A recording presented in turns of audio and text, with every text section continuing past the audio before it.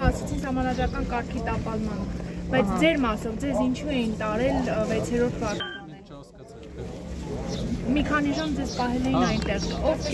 սահմանված բայց չհասկացանք ինչ էր, պարզ է, բոլորս էլ հասկանում ենք ինչ էր, ինչ որ էմոցիոնալ խորտումների արդյունք է։ Ես մի բան ունեցես հարցնել, տեսեք, Պարոն Կարապետյան, դուք այս ամենի մեջ տեսնում եք քաղաքական հետ, միջամտություն, ինչ կասեք, ինչով եք բացատրում այս գործողությունները, Սամվել Կարապետյանի նկատմամբ, ձեր նկատմամբ։ Մենք հերթականություն նկարանք, բոլորս նայենք, տեսնենք, որ տեղի էր ունեցել հայտարարություն Սամվել Կարապետյանի, որից հետո հայտնի վիդեոներ, որից հետո հայտնի հրապարակումներ ու հայտարարություններ։ Ամբողջը տեղի ունեցել հանրության աչքի առաջ ու մենք բոլորս կարող ենք տեսնել ինչ մոտիվներով,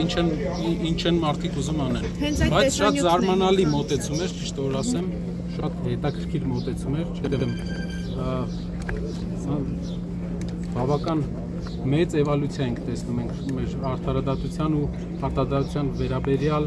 մեր երկրի ու պետության ղեկավարների մոտեցման։ Պարոն Կարապետյան, այսինքն կարծում եք քաղաքական հաշվեհարդար էր, ինչ էր։ Եվ ինչի համար հաշվեհարդար չի կարող լինել մի պարզ պատճառով, որ պետք է հաջող լինի, որ հաշվեհարդար լինի, հաջող չի լինելու։ Իսկ Կարապետյանները քաղաքական նկրտումներ ունեն։